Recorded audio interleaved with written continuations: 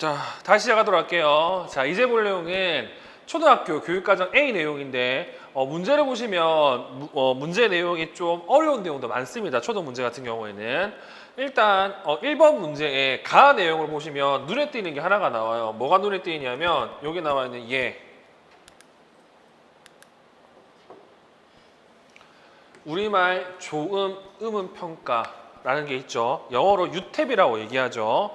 자, 이 유탭 같은 경우에는 여기 나오는 것처럼 기본적으로는 자음 정확도와 모음 정확도로 이렇게 나오고요. 추가적으로 우리가 알고 있는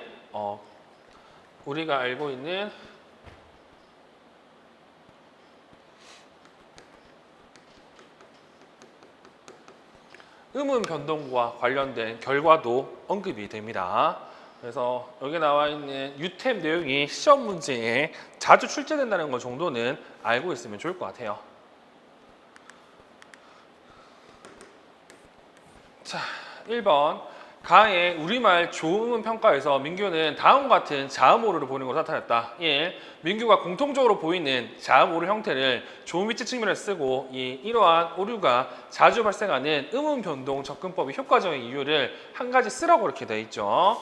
자, 여기서 눈에 띄는 게 뭐가 있냐면 이 문제 같은 경우는 재밌게도 그냥 자음 오류 형태라고 이렇게 얘기했죠. 이 자음 오류 형태 같은 경우에는 이게 조음 오류인지 음 오류인지를 알 수가 없어요. 그래서 옆에 뭘 줬냐면 위치 측면에서라는 표현을 썼어요. 이 위치 측면이 우리가 알고 있는 음은 오류 형태라는 걸 확신해 줄 수 있는 내용이고요. 그리고 이 음은 오류가 있기 때문에 여기 나와 있는 음운 변동 접근법을 사용한다고 얘기를 합니다. 그리고 최근 고선생님 책에서는 이 음운 변동 접근법과 친구인 변별자리 접근법과의 공통적인 장점을 언급하는 내용이 나오거든요. 그 내용 같은 경우에는 중등 문제에서 좀 더 확인할 거고요. 일단 기억해야 될 게 뭘 기억해야 되냐면 이 음운 변동 접근법 같은 경우에는 비상식적으로, 그러니까 비일반적으로 발생하는 음운 변동 현상을 찾아서 이 음운 변동 현상을 한꺼번에 고쳐주는 게 특징입니다. 이때 말하는 일반적이지 않는 비상식적인 같은 경우에는 자기 혼자만 쓰는 뭐 축약이라든지 그리고 뭐 자기 혼자만 쓰는 동화라든지 이런 것들은 이제 비정상적인 일반적이지 않은 음운 변동 현상이라고 얘기하고 이러한 음운 변동 현상이 고쳐주는 걸 음운 변동 접근법이라고 얘기를 합니다. 그래서 닭 같은 경우는 별로 어렵지 않고요. 일단 여기서 나오는 자음 오류들을 살펴보시면 치조 음화라는 걸 알 수가 있습니다. 이 학생이 보이는 모든 치조 음화를 바꿔주는 것이 음운 변동 접근법의 내용이니까 음운 변동 접근법이 나오면 분명히 잘못된 음운 변동이 나올 거예요. 그걸 이용해서 답을 써야 여러분들이 정확한 답을 쓸 수가 있다는 것 정도는 기억하시면 좋을 것 같습니다. 자, 그리고 2번 나의 기억을 이래서 틀린 것을 두 가지 찾아 기호를 쓰라고 하는데 자, 이거 같은 경우에도 지금 문제는 미스크 4가 나왔죠. 근데 이제는 5가 나올 거예요. 그래서 5 내용을 여러분들이 기억해 주셔야 될 거고 이 문제 같은 경우에는 뭐 틀린 내용을 찾으면 기획과 그리고 니은이 틀렸다는 것도 바로 알 수가 있습니다. 일단 기획이 틀린 이유가 뭐냐, 상대적 위치를 알 수 있는 건 준거가 아니라 규준이고요. 그리고 전체 지능지수와 관련된 전체 IQ가 나오잖아요. 전체 IQ는 합산 점수의 단순 평균은 아닙니다. 알다시피 이 합산 점수와 관련된 표준 점수를 바꿔가지고 이거와 관련된 점수를 또다시 내잖아요. 그래서 합산 점수의 평균이 아니라는 사실을 여러분들이 기억하시면 될 것 같습니다. 자, 그리고 3번 나의 미음에 들어갈 숫자를 쓰고 비읍의 이유 한 가지를 쓰라고 하는데 자, 미음 이렇게 나와 있죠. 이 검사는 교육과정 중심 측정 CBM을 활용한 검사예요. 자, 우리가 알고 있는 이 바사 읽기 검사 같은 경우에는 CBM을 활용한 검사고 따라서 바사 같은 경우는 바사 특징보다는 이 문제처럼 CBM 특징을 이용해서 시험 문제에 많이 냅니다. 그래서 우리가 알고 있는 CBM 같은 경우에는 기초선을 결정할 때 어떻게 한다고? 네, 3번의 중앙값을 찾게 되죠. 그래서 뭐 중앙값 같은 경우에는 여기 나와 있듯이 66이라는 걸 알 수가 있습니다. 그래서 이 문제와 관련해서 우리는 뭘 알아야 되느냐? 현재 중등 같은 경우에는 여기 나오는 것처럼 구체적인 검사 도구가 지금은 잘 안 나옵니다. 근데 초등 같은 경우는 이렇게 종종 나오고요. 실제 그 다음에 유태과 관련된 내용을 또 한 번 더 물어봅니다. 일단 제가 원하는 게 뭐냐면 공부를 할 때 여러분들이 선택해야 될 것 중에 하나가 이거거든요. 검사 도구 같은 경우에는 그래도 시험 문제에 나올 만한 건 좀 보셔야 돼요. 이때 나올 만한 것 같은 경우는 뭐 위스크5라든지 아니면 요즘에 언급되는 11CL, 아세바라고 불리는 11CL이라든지 이런 거 정도는 여러분들이 확인해 주셔야 되고요. 나머지 같은 경우는 정말 선택인 것 같습니다. 그래서 검사 도구 같은 경우에는 어차피 이거 단계 교육으로 선보봐야 되기 때문에 지금보다는 나중에 9, 10월에 좀 보시고 현재 기억할 내용 같은 경우에는 방금 제가 얘기했듯이 대표적으로 언급할 수 있는 애들 정도는 여러분들이 확인하시는 게 좋습니다. 자, 그리고 다음 문제 보도록 하겠습니다. 자, 다음 문제는 2번 문제고요. 자, 1. 가의 기획에 해당하는 자기옹호 기술을 쓰고 니은에 해당하는 일상생활 활동 유형을 쓰라고 하는데 지금 얘 같은 경우에는 모두 학습을 하는데 여러 가지 문제가 있다고 합니다. 어떤 문제가 있다? 네, 자기옹호 기술이 부족하다고 얘기합니다. 이 자기옹호 기술 같은 경우에는 우리가 알고 있는 지적 자기와 관련된 자기 결정 관련된 내용으로 언급이 되죠. 이때 테스트라는 사람이 언급했던 자기옹호와 관련된 4가지 요소가 있어요. 이 4가지 요소가 요즘에 시험 문제에 종종 나오더라고요. 일단 4가지 요소에는 자신에 대한 알기, 권리에 대한 알기, 의사소통, 리더십이 있는데 지금 문제에 나온 것처럼 희수가 자신이 좋아하고 싫어하는 것을 아는 것 이렇게 돼 있죠. 이 같은 경우에는 어디에 해당한다고? 여기 자신에 대해서 아는 거 돼 있잖아요. 여기 보시면 선호라는 내용이 나와 있습니다. 그래서 이것도 시험 문제 나왔기 때문에 기본적으로 4가지 자신에 대한 알기, 권리에 대한 알기, 의사소통, 리더십과 관련된 내용은 여러분들이 기억하시면 좋을 것 같고 그리고 아마도 이게 시험 문제가 조금 더 어렵게 이제 나온다고 하면 자기옹호가 뭔지도 물어볼 수 있을 것 같아요. 그래서 자기옹호와 관련된 개념 정도도 여러분들이 기억하시면 좋을 것 같네요. 자, 그리고 또 뭘 물어봤냐면 니은에 관한 일상생활 활동과 관련된 내용을 물어봤죠. 자, 희수는 스스로 화장실 이용하기, 옷 입기 등의 일상생활 활동을 잘하는데 휴대전화 사용하기, 물건 사기 등과 같이 조금 더 복잡한 환경적 상호작용을 요구하는 일상생활 활동하는데 어려움이 있습니다. 자, 우리가 알고 있는 일상생활 활동 같은 경우에는 2가지가 있죠. 기본적 일상생활 활동과 수단적 일상생활 활동이 있는데 현재 이 앞에 나와 있는 여기가 기본적이고요. 그리고 니은 내용이 수단적이라는 걸 여러분들이 알고 있으면 될 것 같습니다. 그리고 이 문제 같은 경우는 구조를 좀 보시면 좋은데 이렇게 일상생활 활동 같은 경우에는 지금 여기 일반교사와 특수교사 이해하는 것처럼 어떻게 하는 것이 좋다? 실제로 해보는 게 좋잖아요. 즉 지역사회 중심 교수를 하는 게 훨씬 더 좋다는 걸 여러분들이 기억하시면 좋을 것 같네요. 자, 2번을 보도록 할게요. 2번은 가의 디귿에 해당하는 교수 방법 명칭을 쓰라고 이렇게 얘기하죠. 자, 디귿 내용을 보면 교실을 가게처럼 꾸며놓고 실제와 유사한 물건과 화폐를 이용해서 물건사 활동을 지도하고 있어요. 방금 얘기한 것처럼 지역사회 중심 교수와 관련된 내용이 지금 디귿에 언급되어 있고 눈에 띄는 내용이 뭐냐면 교실에서 라는 표현이죠. 자, 우리가 알고 있는 지역사회 중심 교수 같은 경우에는 모의 수업과 그리고 참조 수업 그리고 중심 수업이 있는데 이 모의가 이 교실과 관련된 내용이고 교실에서 뭐 한다고? 동영상 보는 거 그리고 역할놀이 하는 것이 지역사회 모의 교수의 구체적 예라는 사실을 기억하시면 됩니다. 그리고 3번 나의 리를 위해 교사가 학급에서 활용할 수 있는 자연적 지원을 위해 한 가지 쓰라고 하는데 자, 리을 민기의 읽기 능력 향상을 위해서 책 읽기 지도를 꾸준히 하고 있죠. 근데 이걸 어떻게 해야 된다고?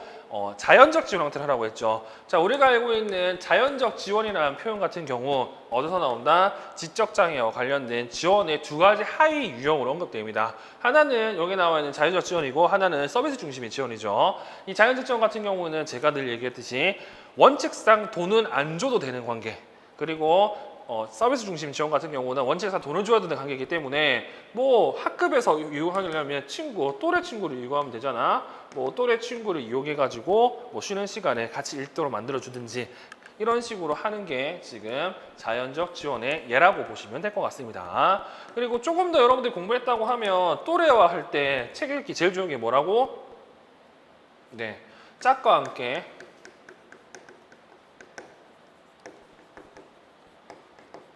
반복 읽기 뭐 이런 걸 할 수도 있고요. 근데 이거는 우리가 알고 있는 읽기와 관련된 뭐와 관련했다? 유창성과 관련했죠. 근데 유창성이 향상되면 뭐가 된다고? 읽기에도 좋아지기 때문에 이런 논리로 짝과 함께 반복 읽기를 풀어서 쓰시면 정답에 가까울 것 같아요. 그리고 4번, 나의 미음, 비읍이 적절하지 않는 이유를 지적장애 학생을 위한 교육과정 구성 시 고려할 기본 원리 전제에 근거해서 각각 한 가지 쓰라고 하죠. 자, 여기 나와 있는 기본 원리를 물어본 거는 이 문제가 처음이고요. 우리가 알고 있는 이 기본 원리와 관련된 내용은 총 5가지 내용이 나옵니다. 첫 번째, 연령에 적합한 교육과정. 그리고 두 번째, 궁극적 기능성의 기준. 그리고 보통은 최소 위험 가정, 그리고 영수준 축축, 그리고 자기결정 증진. 그렇게 보면 이 문제 같은 경우는 재밌게도 이 2번 내용은 전부 다 뭐와 관련했다고요? 네, 여기 나와 있는 교육과정과 다 관련해 있는 내용입니다. 특히 1번 같은 경우는 자기결정과 관련이 있기 때문에 넘어가는 거고, 그리고 이 디귿 같은 경우에는 공부를 해보시면 아시겠지만 지역사회 중심 교수 같은 경우에는 이 5가지 전제 중에서 예와 예에 해당하는 내용이라고 송주만 선생님이 언급이 돼 있잖아요. 그러면 전체 내용이 여기 나와 있는 이 내용이라고 볼 수가 있죠. 자, 그러면 문제에서 뭘 물어봤냐면 디귿 비읍이 적절하지 않는 이유를 기본 전제 그걸 쓰라고 하는데, 뭐 답에 보시면 지금 이렇게 미음은 연령에 적합한 교육과정, 비음은 궁극적 기능상의 기준이 나와 있죠. 근데 이 같은 경우 처음에 출제되고 나서 이 비읍과 관련된 내용이 엄청 말이 많았습니다. 왜 말이 많았냐? 이게 여기에 해당하는지 이게 여기에 해당하는지를 많이 사람들이 헷갈려 했습니다. 왜 이거를 개념적으로 비교해보면 어떻게 되냐면, 궁극적 기능상의 기준 같은 경우에는 말 그대로 지적장애 학생이 성인이 됐을 때 최소 제한 환경에서 그들의 기능성을 최대화 반영할 수 있도록 만들어주는 게 궁극적 기능상의 기준이에요. 근데 최소 위험 과정 같은 경우에는 학생의 교육 잠재력을 실현하기 위해서 명백한 증거가 없는 한 학생을 가르쳐야 된다는 내용이잖아요. 그래서 비읍 내용을 읽어보시면 어떤 느낌이냐면, 나는 얘가 통합버스를 이용하고 있으니까 아직은 버스 이용하는 거는 가르칠 필요가 없다고 얘기하는 겁니다. 즉, 버스 이용하기는 가르쳐야 된다는 건 인정하고 있고요. 근데 때가 아니라고 얘기하는 거죠. 그래서 뉘앙스가 어떤 뉘앙스 차이가 있냐면, 궁극적 기능상의 기준과 관련된 내용 같은 경우에는 이런 느낌. 배우긴 배울 건데 지금은 아니라는 느낌으로 시험 문제 많이 내고요. 최소위험 과정 같은 경우는 아니 배울 필요가 없어, 얘는 못할 거라고 이렇게 얘기하는 겁니다. 그래서 뉘앙스가 약간 다르죠. 그리고 어쩔 수 없이 얘네들 개념들이 궁극적 기능상의 기준에 다 포함되기 때문에 이걸 구분하기가 쉽지는 않습니다. 네, 그럼에도 불구하고 방금 얘기한 것처럼 궁극적 기능상의 기준 같은 경우는 할 건데 지금은 아니야. 그리고 최소위험 과정 기준 같은 경우에는 최소위험 과정 가설 같은 경우에는 아니 필요가 없어, 이렇게 정도만 정리해 주시면 이 두 가지를 구분하는데 조금 더 편하게 구분할 수 있을 거예요. 됐죠? 그래서 이 부분이 지금 좀 말이 많았던 내용이구나 정도도 확인하시면 됩니다. 자, 그리고 3번 문제. 이 3번 문제 같은 경우에는 1번은 지금 교육과정 문제이기 때문에 넘어가고, 그리고 2번 같은 경우에도 2번 처음으로 뭐가 나왔다? 지금 상의와 관련된, 즉 이 편마비와 관련된 옷 입히는 게 나왔잖아요. 이게 정동섭 책에 나와 있는 내용이죠. 결국에는 조금씩 새롭게 출간된 책에서도 언급이 되는 것 같아요. 그래서 이 문제 이후로 정동섭 책에 나와 있는 형태의 내용들이 꽤 많이 언급이 되어 있습니다. 뭐 예컨대 정동섭 책 같은 경우에는 여기 나오는 것처럼 티셔츠 입는 방법, 그리고 박스트 입는 방법, 그리고 하의 입는 방법이 구체적으로 나와 있잖아요. 그 구체적인 내용들을 이 문제를 통해서 좀 확인하시면 될 것 같고, 여기 보시면 앞이 완전히 튄 긴 소매, 이 말은 이제 우리가 일반적으로 알고 있는 단추가 있는 티셔츠를 입는 방법이잖아. 이 같은 경우는 꼭 기억해야 될 내용이 뭐다? 소위 말해서 환측이 먼저 들어가야 되고 입을 때, 그리고 나올 때 같은 경우는 환측이 마지막으로 나와야 된다는 이 기준을 여러분들이 좀 알고 있으면 좋을 것 같습니다. 그래서 이 문제 같은 경우는 지속적으로 나올 가능성이 높고요. 따라서 방금 얘기한 것처럼 박스티 입는 방법, 그리고 하의 입는 방법, 그리고 박스 벗는 방법, 하의 벗는 방법 같은 경우에도 여러분들이 정동선행책과 우리 교재에 있는 워딩 그대로 해당 내용들을 알고 있으면 될 것 같습니다. 그리고 개인적으로 얘는 조만간에 나올 것 같아요. 자, 나의 A에서 보이는 문제점을 해결하기 위해 교사가 자신의 신체를 이용해서 철수를 앉는 방법 한 가지 쓰라고 하죠. 근데 이 같은 경우는 제가 영역별을 볼 때 문제가 있다고 말씀을 드렸습니다. 어떤 문제가 있냐면 기본적으로 이 하의도 지금 문제가 있고요. 여기도 문제가 있어요. 근데 이 문제는 지금 이 발 쪽에만 지금 포커싱을 둬놨죠. 그래서 답에 보시면 이렇게 가위자로 되는 애들 같은 경우는 즉 이상 반상 이런 애들 같은 경우는 이상 반상을 안 나타나게 만들어줘야 되잖아요. 그래서 이렇게 엑스트라 다리를 허벅지나 여기 골반에 끼워가지고 이렇게 벌려주는 게 포인트인데, 그러면 다음번에 나올 때는 분명히 이 부분이 나올 거예요. 이 부분 같은 건 어떻게 해야 된다고? 학생의 손이 교사의 어깨 위로 이렇게 걸치고 있어야 됩니다. 아니면 이렇게 앉도록 만들어줘야 돼요. 그래서 다음번에는 여기 나와 있는 상체와 관련된 중재 방법이 나올 가능성이 높으니 지금 이 시험 문제에 나왔던 하체 내용과 더불어서 상체와 관련해서 어떻게 해야 된다고? 앉는 사람의 어깨 위쪽으로 팔을 올리든지 아니면 목을 감싸든지 이런 형태로 바꿀 수 있어야 됩니다.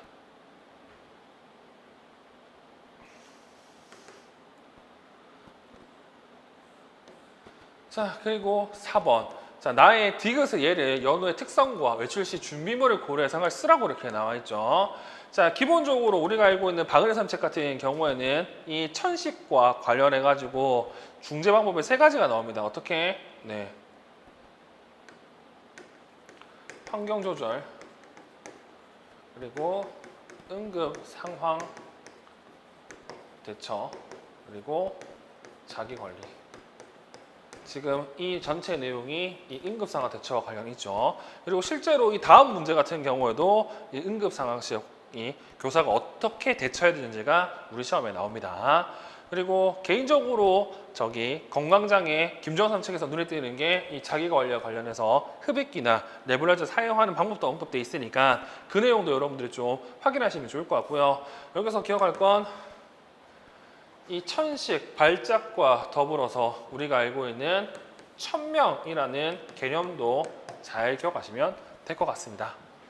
그래서 지금 문제 보시면 응급 상황 시 도움을 요청하는 방법을 이제 연우의 특성과 외출 시 준비물을 고려서 해야 되는데, 만약에 천식 발작이 심해지면 여기 의사소통이 어렵다고 이제 얘기를 하잖아요. 그러니까 구호를 할 수 있는 의사소통 말고 여기 나와 있는 도움 카드를 이용해 가지고 도움을 받을 수 있도록 하라는 내용을 좀 기억하시면 좋을 것 같고, 그리고 저는 아직도 이해가 안 되는 게 굳이 이런 걸 넣어야 될까 하는 생각도 듭니다. 물론 저녁에 이제 잘 안 보이는 데서 쓰러져 있을 때 필요는 하겠다만 이런 거 이유를 여러분들이 좀 확인하시면 될 것 같습니다.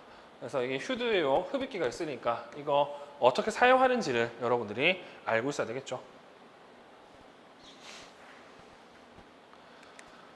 자, 그리고 4번 문제. 자, 4번은 1번 같은 경우에는 점자기 때문에 넘어가도록 할 거고요. 기억할 건 이 문제가 처음으로 뭐가 나왔다고? 여기 작은 따옴표가 우리 시험에 언급됐던 내용 중에 하나입니다. 그래서 이 문제 때문에 뭐도 알아야 되냐면 문장, 부호도 알고 계셔야 됩니다. 자, 그리고 2번. 가의 수지의 특성을 고려할 때 나의 니은이 수지의 읽기 속도 및 시기능을 향상시킬 수 있는 이유 한 가지 쓰라고 하는데, 지금 수지 같은 경우에는 여기 안구징탕이 이렇게 있잖아요. 이 안구징탕이 있으면 어떤 문제가 생긴다고? 고시 능력이 떨어집니다. 그래서 얘는 특징이 뭐가 있다? 책을 읽을 때 읽던 줄을 잘 잃어버리는 특성이 있죠. 이때 지금 여기 나와 있는 독서 보조판 타이포스코프를 이용하면 좋은 점이 있습니다. 그 좋은 점을 쓰는 게 이 2번 문제. 자, 우리가 알고 있는 타이포 스코프 같은 경우에는 박수삼책 내용을 본다고 하면 총 4가지의 기능이 있습니다. 어떤 기능이 있다? 일단 눈부심을 줄일 수 있고요. 그리고 산만한 시각적 자극을 줄일 수도 있고요. 그리고 대비 감도를 높일 수도 있고요. 그리고 방금 얘기했던 독서를 읽을 때 읽던 줄을 읽지 않도록 하는 장점이 있습니다. 그래서 이 문제는 이와 관련된 읽던 줄과 관련된 내용이겠죠. 그래서 지금 니은이 수지의 읽기 속도 및 시기를 향상시킬 수 있는 이유를 쓰라고 하기 때문에 간략하게 타이포 스포크의 기능을 써주시면 됩니다. A4 크기의 이렇게 한 줄 정도 볼 수 있는 칸을 만들어 놓은 거고, 이것 때문에 얘를 쓰면 읽던 줄을 읽지 못하니까 당연히 읽기 속도도 향상될 거고 시기능도 향상이 되겠죠. 그런 내용으로 답을 써주시면 될 것 같습니다. 자, 그리고 3번. 자, 가의 민수의 특성을 고려해서 나의 디귿을 실시하고자 할 때 민수의 시야를 개선하기 위해 사용할 수 있는 정확기호의 한 가지를 쓰라고 하는데, 자, 지금 민수 같은 경우에는 단순 시각장애고 망막색소 변성이라고 되어 있습니다. 그리고 양안 중심시력 0.2고요. 시야는 주시점에서 10도라고 이렇게 되어 있죠. 이 말의 뜻은 우리가 알고 있는 터널 시야를 보인다는 뜻입니다. 즉 중심 시력과 시야는 괜찮은데 주변 시야와 주변 시력은 안 좋다는 뜻이죠. 그러면 이때 쓸 수 있는 시야 확장 보조 도구를 써야 되는데, 이 내용은 정의로 복제된 제작에 요 0.2라는 개념이 딱 언급이 되어 있죠. 그래서 3가지를 쓸 수 있어요. 어떤 거? 오목 렌즈를 포함하고 있는 안경을 쓸 수 있고요. 그리고 역단 안경, 그리고 프렌넬 프리즘을 사용할 수가 있습니다. 이 3개 중에서 하나를 쓰시면 정답이 됩니다. 그리고 4번 같은 경우에는 교육과정 내용이기 때문에 넘어가도록 하겠습니다.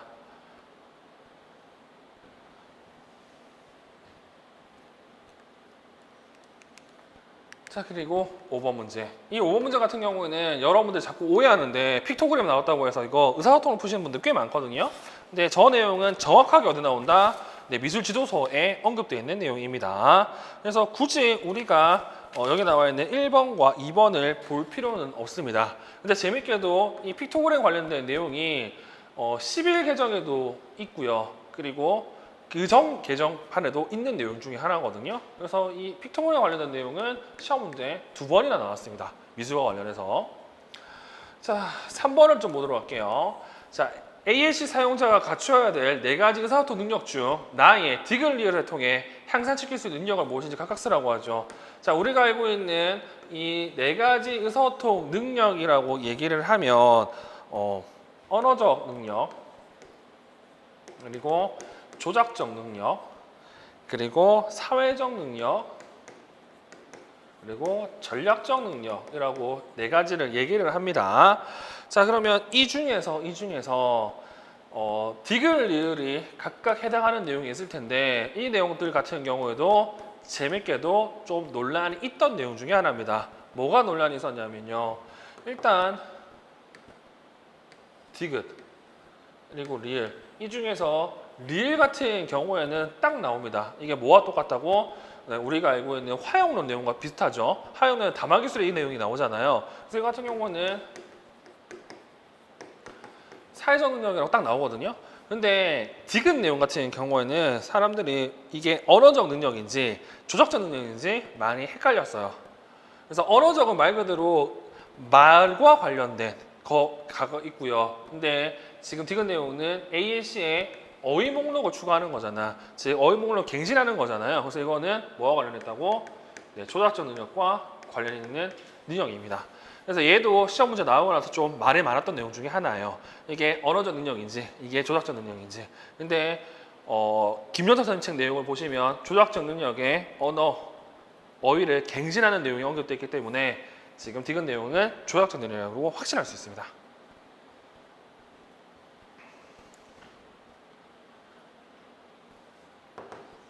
그리고 여담으로 문제와는 별로 상관은 없지만 지금 얘 같은 경우에는 질문은 대답을 하지만 자발적으로 의사소통을 시도하지 않는다고 되어 있죠. 이때 쓸 수 있는 것들이 꽤 있을 거예요. 어떤 것들이 있다? 이때 쓸 수 있는 게 팩스도 있을 거고요. 아니면 우영교수가 있을 수 있을 겁니다. 근데 제가 늘 말씀드렸지만 우리 시험 문제를 살펴보시면 팩스 같은 경우에는 일단 구어가 하나도 안 되는 경우가 많고요. 그리고 우영교수는 구어는 어느 정도 하는데 자발적 시도가 없는 경우를 사용하거든요. 그래서 얘 같은 경우에는 일단 ASC를 사용하기 때문에 뭐 ASC 일종의 팩스도 사용할 수 있지만 저 밑에 나와 있는 네 번째 지혜 특성을 본다고 하면 ASC를 이용해서 이 우영교수를 지도하는 게 훨씬 더 타당하다고 봅니다. 그래서 여기 나와 있는 이런 개념도 여러분들이 확인하시면 좋을 것 같네요. 그리고 4번 나의 미음에 해당하는 전략을 써야 되는데 이 미음이 우리가 알고 있는 과잉 학습이잖아요. 그래서 꼭 기억할 게 뭐냐면 유지와 그리고 일반화와 관련된 얘네들을 향상시킬 수 있는 전략들을 기억하시면 좋은데 일단 시험 문제 나온 게 여기 나와 있는 과잉 학습 그리고 많이 나오는 게 자연적 강화 그리고 나오는 게 자기 관리 이렇게 정도 좀 기억하시면 될 것 같습니다. 자 그리고 6번 같은 경우는 교육과정 내용이니까 넘어가도록 할 거고요. 7, 8번은 초등 내용이니까 넘어가도록 하겠습니다. 자 우리는 바로 교육과정 B 내용을 좀 보도록 할게요. 이 B 내용 같은 경우에는 1번 문제를 보시면 정서행동이라는 내용이 나와 있잖아요. 그래서 문항 1번 내용도 보면 우리가 알고 있는 정서행동으로 일단 접근을 해야 돼요.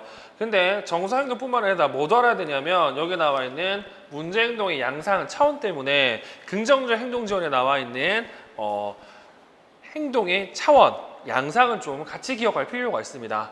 일단 지금 여기 밑줄 친 부분 내용을 보시면 정서행동 같은 경우에는 정서행동이 정의하기 어려운 이유가 여러 가지가 나오죠. 그 중에 하나가 판단 기준의 다양성 때문에 그런데 이 판단 기준의 다양성 내용을 문제행동 차원 양상으로 연관시켜서 문제를 풀면 됩니다. 일단 여기서 알아야 될 건 뭐냐면 문제행동 양상 차원 같은 경우에는 책에 따라서는 6가지, 책에 따라서는 7가지 내용이 나오고 이 중에 7가지 내용은 이호지 선책 내용이죠. 그 책 내용에 보시면 뭐 문제행동의 빈도, 강도 등등부터 비율까지 이렇게 7가지 내용을 언급되어 있습니다. 그러면 지금 문제 내용을 보시면 이렇게 빈도와 강도 같은 내용이 나오기 때문에 우리가 알고 있는 뭐 지속 시간이라든지 지연 시간이라든지 그리고 상황과 관련된 내용으로 써주시면 정답이 되겠죠. 그래서 이거는 정서행동 장애와 PBS 내용을 함께 알아야 제대로 풀 수 있는 문제라는 사실을 기억하시고 1번은 2번 보시면 니은에 들어갈 말을 쓰라고 하죠. 자, 니은에 들어갈 내용은 이렇게 돼 있습니다. 자, 얘도 좀 문제가 많았던 내용 중에 하나인데 학교의 모든 학생들에게 질 높은 학습 환경을 제공하고 문제행동의 위험성이 있는 학생에게는 소집단 중재를 하고 지속적으로 문제행동 보이는 학생에게 개별화된 중재를 하는 니은을 갖추는 것이 필요합니다. 자, 뉘앙스상 얘 같은 경우에는 니은에 소위 말해서 우리가 알고 있는 SW, PBS, 학교 차원의 긍정 행동 지원보다는 연속적 행동 지원 체계라는 용어가 조금 더 적합해요. 그래서 사람들이 시험 끝나고 나서 얘가 들어갈지 말이 많았지만 기본적으로 연속적 행동 지원이라는 내용이 여기 언급이 돼 있잖아요. 뭐 1차 그리고 2차 3차 그렇기 때문에 얘는 갖추는 것이 필요하기 때문에 연속적 행동 지원 체계라는 용어가 좀 더 적합할 것 같고 그래서 정답이 연속적 행동 지원 체계라고 되어 있습니다. 그래서 얘 같은 경우도 출제가 조금 더 말이 많았던 내용 중에 하나입니다. 그래서 학교 차원의 긍정적 행동 지원을 갖추는 것이 필요하기보다는 연속적 행동 지원 체계를 쓰는 게 조금 더 문맥상 맞는 내용이라는 사실을 여러분들이 기억하시면 좋겠죠. 그리고 학교 차원의 긍정적 행동 지원으로 얘기를 할 거라고 하면 어떤 얘기가 나와야 되냐면 PBS를 확장했다. 그리고 뭐 확장한 내용을 얘기한다고 하면 뭐 SW PBS의 목적인 뭐 문화를 바꾸고 교직원을 바꾸고 그런 내용들이 나와야 좀 더 타당한 내용이 됩니다. 자, 그리고 2번. 자, 나의 자료 1은 현수가 수학 시간에 부러뜨린 연필을 교사가 수업 후에 개수를 세어 작성한 기록지 일부이다. 1. 교사가 사용한 기록 방법이 무엇인지 쓰고 2. 이 기록법의 단점 한 가지 쓰라고 하죠. 현재 1번 문제 지금의 니은 같은 경우에도 양면삼책 내용이고요. 그리고 2번 같은 경우에도 양면삼책 내용입니다. 자, 양면삼책 같은 경우에는 양면삼책으로 지금 1. 교사가 사용한 기록 방법을 얘기한다고 하면 우리가 알고 있는 행동, 경험, 관찰 기록을 얘기할 수 있어요. 근데 다른 책 내용들을 본다고 하면 영속적 산물 기록법이라고 얘기할 수 있죠.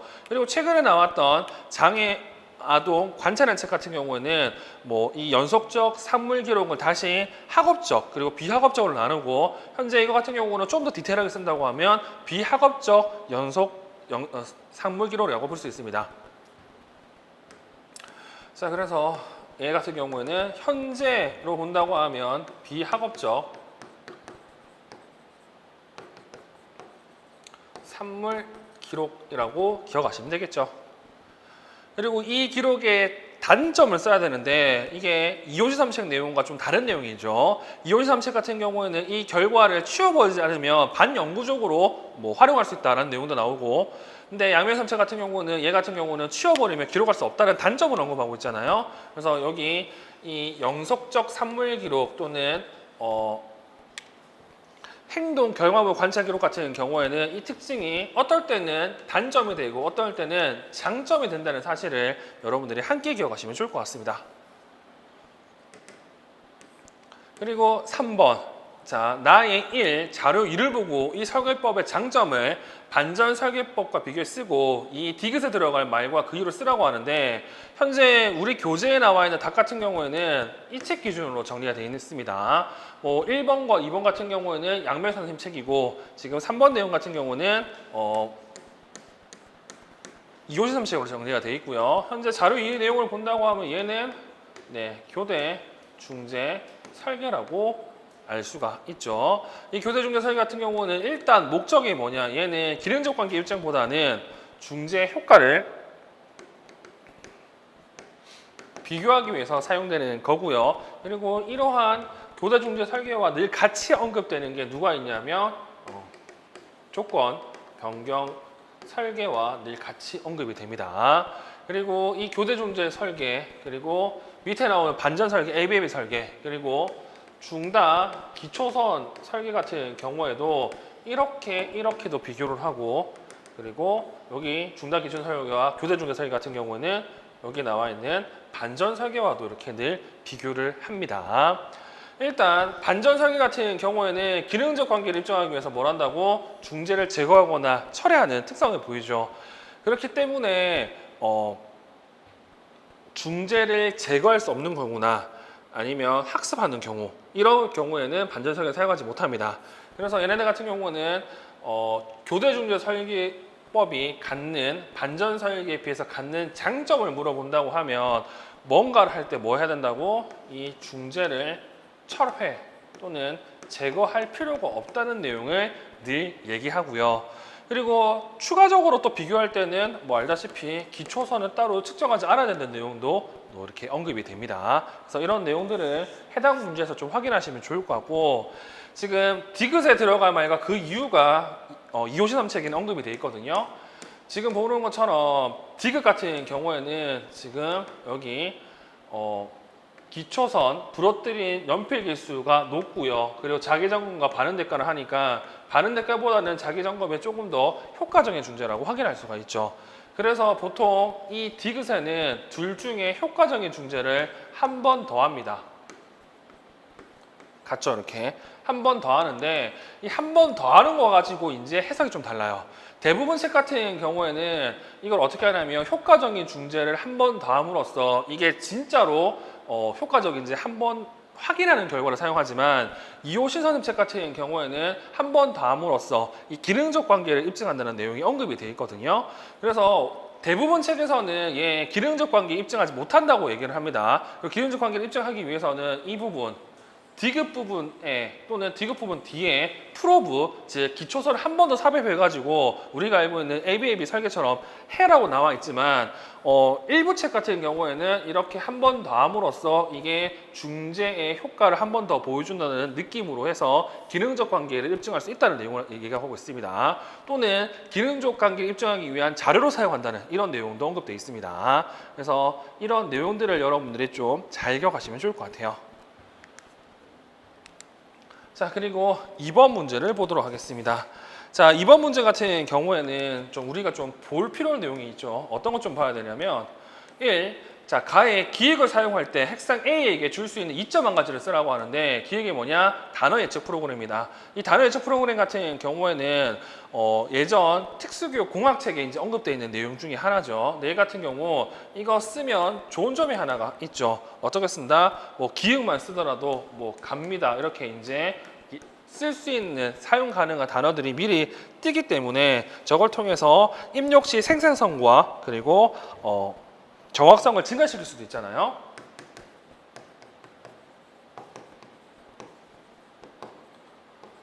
그래서 답은 여러분들이 보시면 되는데 여기서 더 중요한 게 뭐냐면 이렇게 노트 필기가 어려워가지고요. 뭘 하냐면 컴퓨터를 사용할 수 있어요. 컴퓨터를 사용할 때는 지금 보는 것처럼 직접 선택 방법으로는 키가드 그리고 마우스 같은 걸 같이 사용할 수 있고 아니면 프로그램으로 뭘 할 수 있냐면 여기 단어 예측 프로그램을 사용할 수 있습니다. 그래서 여기 나와 있는 것처럼 이럴 때 이런 것들을 사용할 수 있다는 사실을 여러분들이 기억하시면 되겠죠.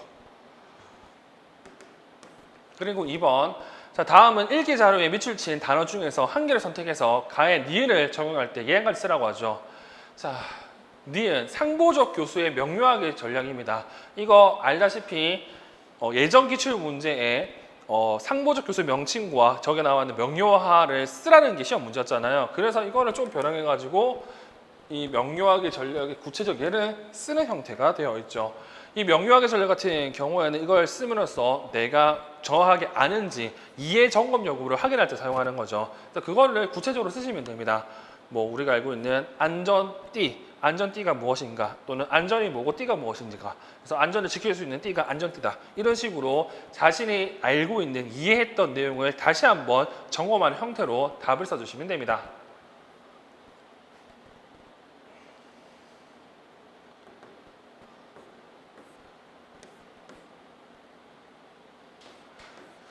다음 3번 문제. 자, 나의 디귿을 보일 때 사용할 수 있는 보조기기의 예와 리을의 예를 각각 쓰라고 하는데 자, 디귿 경직형 뇌성마비 학생 B는 높은 근긴장도로 인해서 근육, 인대, 관절만의 길이가 짧아지고 변형되어 첨종 및 내반족을 보인다고 얘기를 하죠.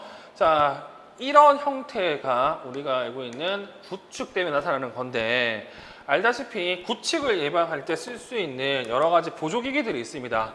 이 보조기들 같은 경우에는 책에 따라서 좀 해석이 다르지만 제가 여러분들한테 우리 시험에 딱 맞는 형태로 알려드린 게 뭐다? 이 구축 예방을 위해서 쓰는 보장구 같은 경우에는 일단 스프린트 그리고 보조기 그리고 브레이스 이렇게 이제 세 가지가 있고 스프린트 같은 경우는 상지와 관련해서 보조기 같은 경우는 하지와 관련해서 브레이스 같은 경우는 몸통과 관련해서 쓴다고 말씀을 드렸죠. 그리고 지금 얘 같은 경우는 문제를 보시면 이렇게 첨종 및 내반족 때 써야 되기 때문에 이 보조기 중에서도 영어로 AFO라고 불리는 단아지 보조기를 답으로 쓸 수가 있습니다. 그리고 리을 보조기를 오랫동안 사용하게 되면 학생의 신체에 부정적 영향을 줄 수 있다고 얘기하죠. 알다시피 이거 욕창이나 그리고 감염 같은 2차적인 문제가 생깁니다. 그런 내용으로 답을 써주시면 되겠죠.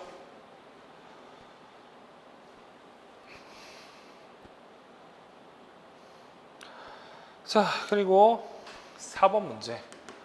교사가 다의 미음과 같이 행동한 이유를 쓰라고 하는데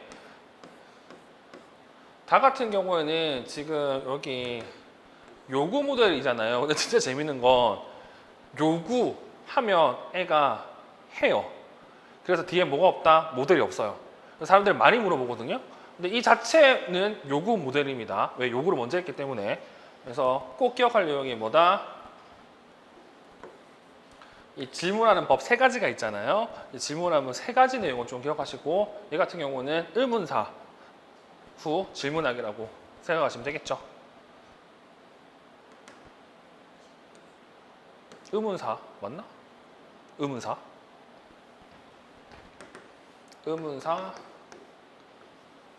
질문 후 요구하기인가? 10번 모델링 됐죠?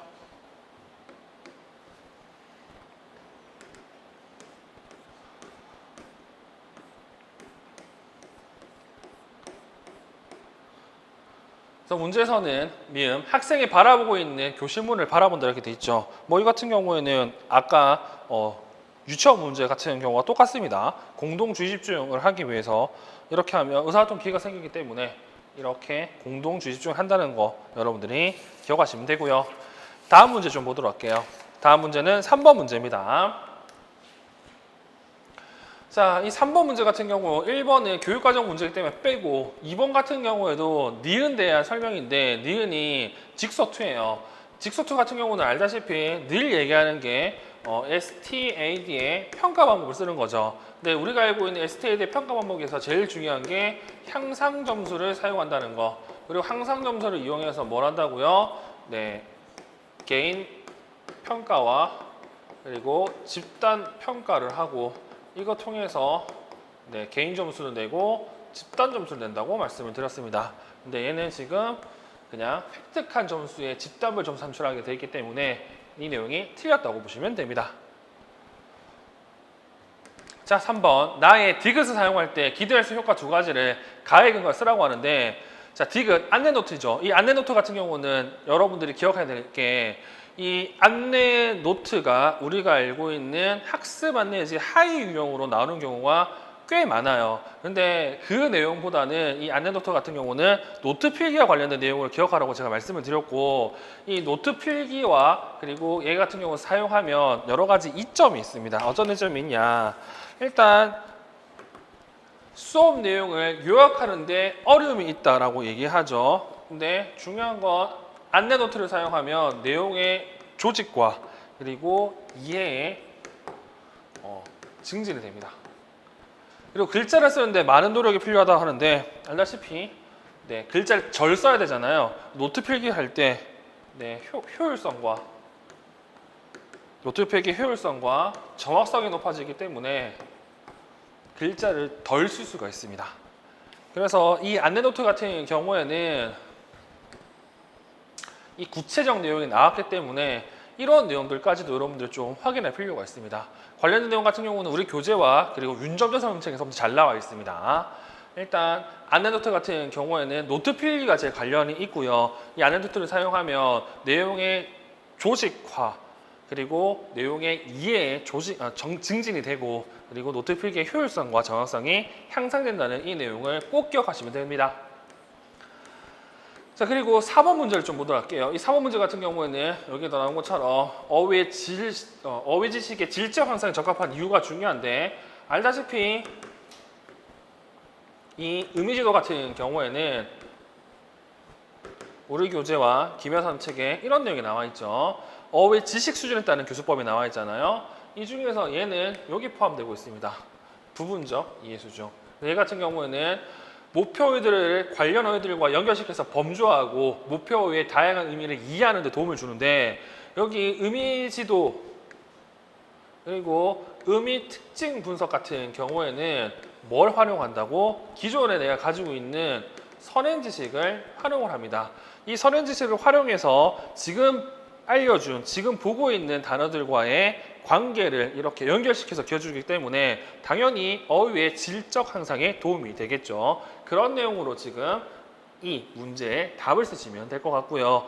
늘 얘기하지만 의미 지도 같은 경우는 꼭 봐야 될 게 여기 나오는 거 나열, 범주화, 명칭 부여하기, 이런 용어들을 좀 기억하라고 말씀을 드렸습니다.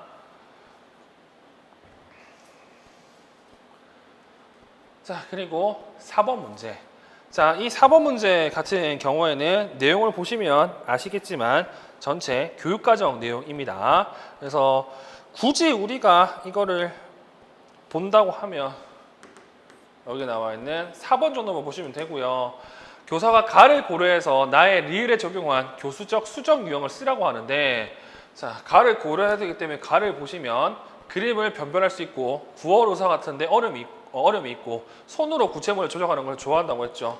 그래서 리을 내용을 보시면 식물 그림 카드를 제공한다 이렇게 되어 있습니다. 그래서 이거 같은 경우에는 말을 하기 어렵기 때문에 어떻게 학생에게 그림 카드를 제공해 가지고 의사소통을 하라는 뜻이잖아요. 그래서 이거 같은 경우에는 뭐 디테일하게 본다고 하면 교수 자료의 수정 또는 교수 전략의 수정으로 볼 수가 있고요. 따라서 이거 합쳐가지고 방법의 수정으로 얘기하는 게 좀 더 좋다고 말씀을 드렸습니다. 그러니까 지금 얘 같은 경우에는 말을 못하기 때문에 다른 방법을 사용하게 만들었잖아요. 그렇게 보면 전략이고, 아니면 단순히 봤을 때는 그림카드 제공했기 때문에 교수 자료의 전략. 그래서 합쳐가지고 이거를 방법의 수정이라고 보는 게 조금 더 타당하다고 늘 말씀을 드립니다. 자, 그리고 5번 문제. 자, 5번 문제 1번 같은 경우에는 교육과정 내용이기 때문에 넘어갈 거고요. 2번 같은 경우에는 여러분들이 아셔야 될 건 이렇게 영어 알파벳 지문자도 우리 시험 문제에 나왔습니다. 그리고 수업 때 얘기한 것처럼 여기 나와 있는 이 헤드라는 내용 같은 경우는 여기 언급돼 있어요. 여기 언급돼 있어요. 그래서 실제로 몰라가지고 이거 찾아서 쓴 사람들이 꽤 있습니다. 그래서 여러분들은 영어 알파벳도 기억해 두셔야 된다는 것 정도는 알고 있어야 됩니다.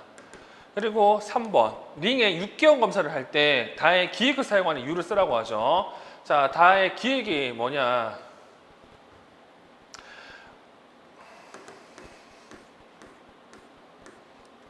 아, 우, 이, 쉬, 스 이렇게 되어 있잖아요. 그리고 음까지 이렇게. 자, 이걸 쓰는 이유는 쟤네들이 말소리와 관련된 대략적인 주파수와 강도에 위치했기 때문에 그렇습니다. 즉, 쟤네들이 뭐와 관련했다고? 말소리와 관련된 주파수 대역과 그리고 강도에 위치했기 때문에 저걸 통해서 대략적인 검사를 한다고 하면 말소리 인지 여부 저를 확인할 수가 있죠. 그래서 좀 더 알아둘 게 뭐냐면 원래라면 이 5가지밖에 없었고요. 그리고 이 M이 추가된 내용이 있는데 얘 같은 경우에는 25Hz에 위치하고 있습니다. 그래서 얘는 저 주파수 대역의 음을 들을 수 있는지 확인하려고 추후에 추가된 내용이라고 기억하시면 됩니다.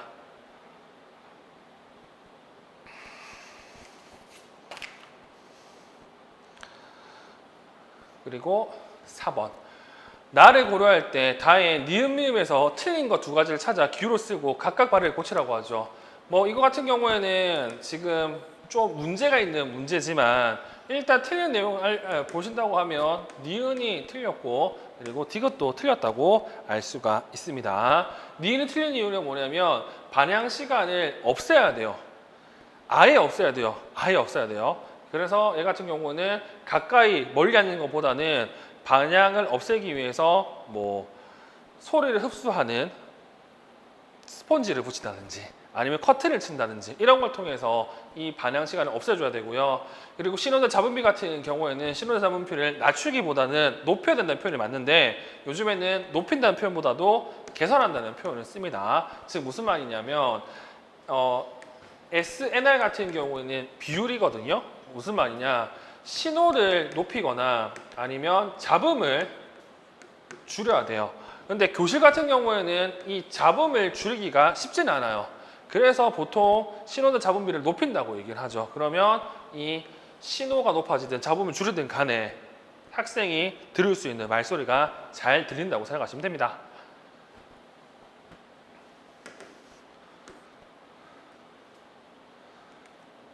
자, 그리고 6번 문제를 보도록 할게요. 자, 6번 문제 같은 경우에도 1번은 초과적 내용이기 때문에 넘어가고 우리는 2번을 볼 텐데 자, 2번 같은 경우에도 아까 본 내용처럼 뭘 봐야 되냐면 이때까지는 방매섬책이 안 나왔기 때문에 실용계섬책 내용을 보시면 됩니다. 이 실용계섬책 그리고 우리 교재 같은 경우에는 지금 같은 이런 표가 있잖아요.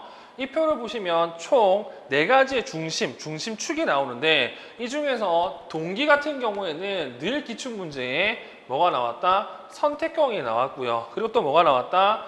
시도에 대한 강화를 늘 물어봤습니다. 그리고 복합단서 같은 경우에는 뭘 많이 물어보냐면 이렇게 요구한다 이런 걸 많이 물어봤어요.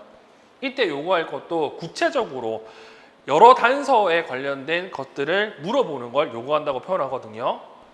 그리고 자기주도 반응 같은 경우에는 이 질문하는 거 가르치는 거, 그리고 뭐 도움을 요청하는 거 가르치는 거 이런 것들이 우리 시험에 늘 나오는 거고, 그리고 자기관리 같은 경우는 말 그대로 자기관리 관련된 내용이 시험 문제에 늘 나오죠. 그래서 이 4가지와 관련된 이 표 내용을 여러분들이 꼭 기억해 두셔야 됩니다. 자, 그러면 2번 중심축 반응 훈련을 통해 복합단서에 반응하기를 지도할 때 1. 나의 활동위에서 교사의 지시문, 디귿이 적절하지 않은 이유를 쓰고 2. 적절한 지시문에 얘 한 가지 쓰라고 하는데 이 문제 같은 경우에는 방금 봤던 내용으로 풀기 애매하고요. 현재 답에도 방면섬책으로 내용으로 되어 있습니다. 즉 무슨 말이냐 하면 복합단서에 반응하기 위해서는 단순히 이렇게 물어보면 안 된다는 거지.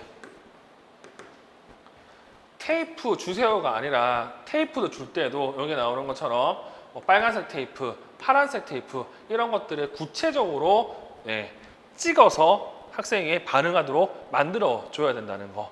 그래서 이거 답을 보시면 알겠지만 뭐 파란색 테이프 주세요 이렇게 돼 있잖아요. 그래서 테이프도 빨간색 또는 파란색 테이프라고 구체적으로 정한 다음에 학생에게 질문을 하고 즉 요구를 해야 된다는 사실을 기억하시면 됩니다.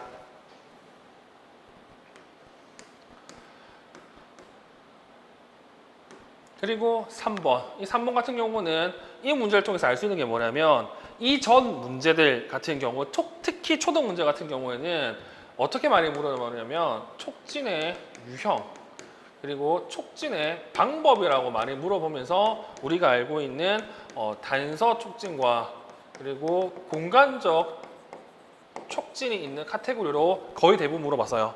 근데 이 문제 같은 경우에 이렇게 대놓고 뭐 한다고? 자극 내 자극 외 촉진을 얘기하죠. 그러면 우리가 알고 있는 일반적인 촉진의 유형인 반응 촉진 그리고 자극 촉진으로 시험 문제를 물어본 겁니다.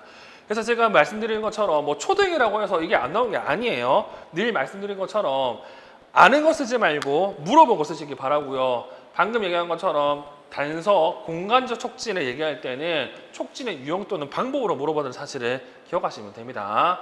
그리고 여기 나와 있는 자극 내, 자극 외 같은 경우에는 뭐 자극의 기존에 가지고 있던 뭐 강도라든지 색깔이라든지 이런 위치를 바꿔주는 거고, 자극 외 같은 경우에는 이게 내구나. 자극 외 같은 경우에는 추가적인 단서를 더 변별 자극 이외의 단서를 주는 걸 얘기하는 거죠. 그래서 예를 쓰시면 됩니다. 그래서 답을 보시면 제가 구차적으로 많은 내용을 써놨는데 제일 중요한 건 자극 내 같은 경우에는 위치를 이동하는 게 제일 많이 나오고요. 그리고 자극 외 같은 경우에는 색깔을 더해주는 거 더 많이 나옵니다. 이런 거 정도만 여러분들이 알고 있으면 되겠죠. 그리고 7번과 8번은 초등 문제이기 때문에 확인하시면 될 것 같고, 중등 전공 A를 조금 이따가 보도록 하겠습니다.